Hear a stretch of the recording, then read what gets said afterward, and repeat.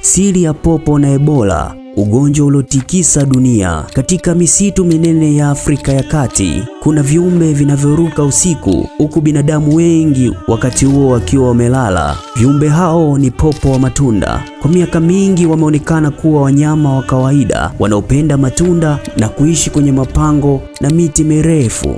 Lakini nyuma ya maisha yao ya kawaida, wataalamu wa afya waligundua siri iliyokuwa imejificha kwa muda mrefu. Siri hiyo ilihusishwa na moja ya magonjwa hatari zaidi kuwahi kutokea duniani. Hadithi inaanza miaka mingi iliyopita katika maeneo ya misitu ambapo watu walikuwa wakitegemea uwindaji wa wanyama pori kwa chakula. Katika mazingira hayo, binadamu, popo na wanyama wengine waliishi karibu sana. Hakuna aliyefahamu kwamba baadhi ya popo waliweza kubeba virusi vya Ebola bila kuonyesha dalili zozote za ugonjwa. Popo hao waliendelea kuruka kutoka mti mmoja hadi mwingine, wakila matunda na kuyaacha yakiwa yameguswa na mate yao. Wanyama wengine walikula matunda hayo, na katika mazingira fulani virusi vilipata njia ya kuingia kwa binadamu.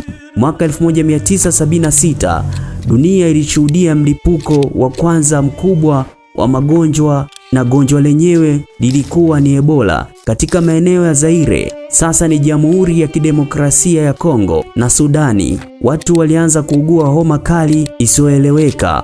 Madaktari walizani ni malaria tu au ugonjwa mwingine wa kawaida wa tropiki, lakini hali ilibadilika haraka. Wagonjwa walianza kupata maumivu makali ya kichwa, homa, uchovu mkubwa, kutapika na kuharisha. Baadhi yao walipata kutokwa na damu sehemu mbalimbali za mwili. Hofu ilienea kwa kasi katika vijiji na miji. Watu walishuhudia ndugu zao wakiugua na kufariki hapo hapo. Madaktari nao walikuwa katika hatari. Wengine walihudumia wagonjwa bila kujua ugonjwa waliokuwa wakikabiliana nao. Baadhi yao waliambukizwa na kupoteza maisha wakati wakijaribu kuokoa maisha ya wengine. Baada ya uchunguzi wa kina, wataalamu waligundua kuwa walikuwa wanakabiliana na virusi vipya kabisa. Ugonjwa huo ulipewa jina la Ebola kutokana na mto Ebola uliokuwa karibu na eneo la mlipuko. Kadri miaka ilivyopita, milipuko mingine iliendelea kutokea katika maeneo mbalimbali ya Afrika. Kila mlipuko uliacha simanzi, majonzi na maswali mengi. Kwa nini ugonjwa huu ulikuwa hatari kiasi hicho? Kwa nini baadhi ya watu walikufa haraka sana? Jibu lilikuwa katika uwezo wa virusi vya Ebola kushambulia mifumo ya kinga ya mwili. Virusi hivyo huingia mwilini na kuanza kuzaliana kwa kasi. Kadri vinavyoongezeka, ndiyo uwezo wa mwili wa kujilinda unapungua. Mishipa ya damu inaweza kuathirika na viungo muhimu kama ini na figo vinaweza kushindwa kufanya kazi vizuri.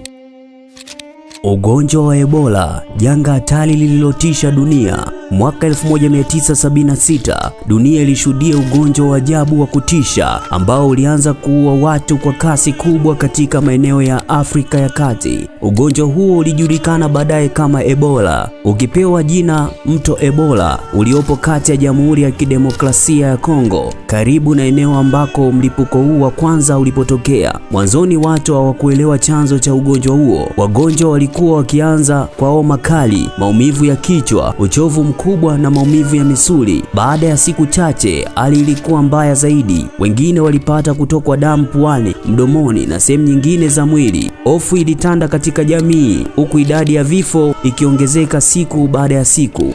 Wataalamu wa afya walifanya uchunguzi wa kina na kugundua kuwa Ebola inasababishwa na virusi vinavyoaminika kuishi kwa kawaida katika baadhi ya popo wa matunda. Virusi hivyo vinaweza kuhamia kwa binadamu kupitia kugusana na wanyama walioambukizwa au majimaji ya mwili wa mtu mwenye ugonjwa huo.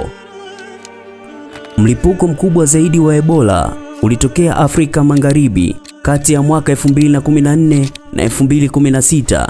Nchi za Guinea, Liberia, Sierra Leone zilipata athari kubwa sana. Maelfu ya watu walipoteza maisha huku mifumo ya afya ikikumbwa na changamoto kubwa. Hospitali zilijaa wagonjwa na wahudumu wengi wa afya waliambukizwa wakati wakijaribu kuokoa maisha ya wengine. Pamoja na hatari zake, juhudi za kisayansi zilianza kuzaa matunda. Wanasayansi walitengeneza chanjo na mbinu bora za matibabu ambazo zingechangia kupunguza vifo na kudhibiti mlipuko wa ugonjwa huo huu. Leo nchi nyingi zina mifumo ya ufuatiliaji na timu maalum ya kukabiliana na milipuko ya Ebola mapema kabla haijasambaa kwa kiwango kikubwa. Dalili za Ebola ni pamoja na homa kali, uchovu, maumivu ya misuli, kuharisha, kutapika, wakati mwingine kutokwa na damu. Mtu anayeshukiwa kuwa na dalili hizi anapaswa kuwahi hospitali haraka ili kupata huduma za kitabibu. Hadithi ya Ebola ni ukumbusho kwamba magonjwa ya kuambukiza yanaweza kuwa tishio kubwa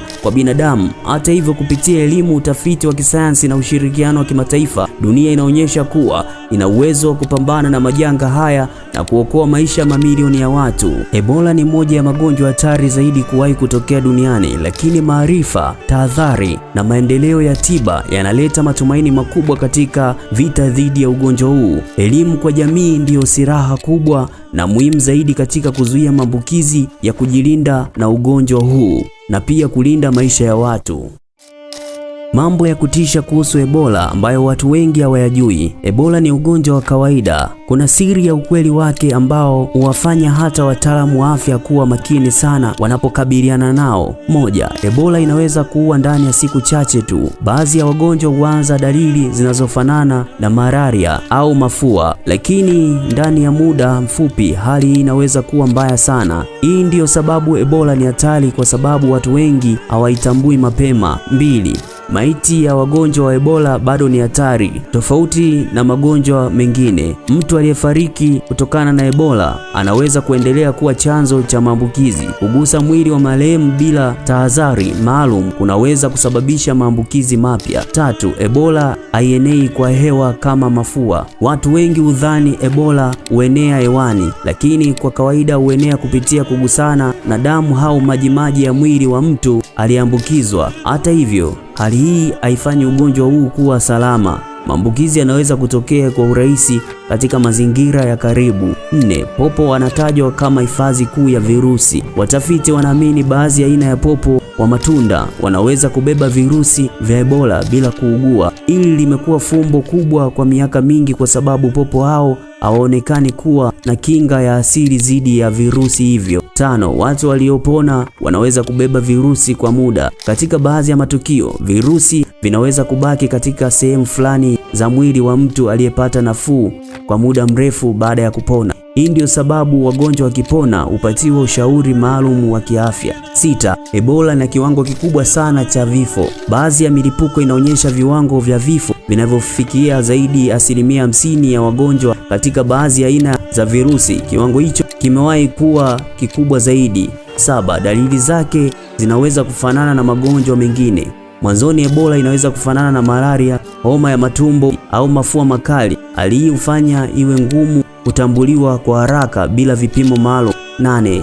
Wahudumu wa afya wako katika hatari kubwa. Katika milipuko mingi, madaktari na wauguzi wamekuwa miongoni mwa watu wanaoathirika zaidi kwa sababu ya ukaribu wao na wagonjwa. 9. Kuna aina tofauti ya virusi vya Ebola. Virusi vya Ebola si aina moja tu. Wanasayansi wamegundua aina kadhaa na baadhi yake ni hatari zaidi kuliko nyingine. 10. Ebola ilibadilisha mfumo wa afya duniani. Baada ya mlipuko mkubwa wa Afrika Magharibi mwaka 2014 na 2016, nchi nyingi zilianza kuimarisha mifumo ya kugundua magonjwa mapema, kutenga wagonjwa na kuhatarisha kwa majanga ya afya ya umma. Ukweli unaotia wasiwasi zaidi, kinachofanya Ebola iwe ya kutisha si kiwango chake cha vifo, bali ni kasi ambayo inaweza kusambaa katika jamii zisizo na taarifa sahihi na huduma za afya za kutosha. Ndio maana elimu na tahadhari ya utambuzi wa mapema vinaendelea kuwa silaha muhimu katika kupambana na magonjwa haya hatari.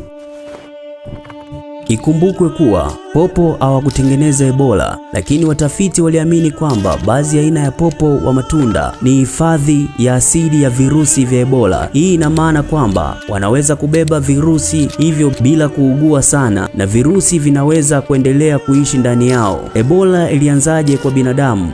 Wanasayansi waliamini kuwa maambukizi ya kwanza kwa binadamu yalitokea baada ya kugusa popo walioambukizwa, kula nyama ya wanyamapori waliokufa au walioambukizwa, kugusa damu, mate au majimaji mengine ya wanyama. Baada ya mtu mmoja kuambukizwa, virusi viliweza kuenea kutoka mtu mmoja kwenda kwa mwingine kupitia damu, jasho, matapishi, mkojo, majimaji mengine ya mwili. Je, popo akikuuma moja kwa moja unapata Ebola? Si lazima kuumwa na popo hakumaanishi moja kwa moja utapata Ebola. Hata hivyo, popo wanaweza kubeba magonjwa mbalimbali. Kuumwa na popo unahitaji matibabu ya haraka. Kwa nini Ebola ni hatari? Dalili zake zinaweza kuanza kama homa kali, maumivu ya kichwa, uchovu mkubwa, maumivu ya misuli. Baadhi ya magonjwa yanaweza kupata kutapika, kuharisha, kutokwa na damu ndani na nje ya mwili.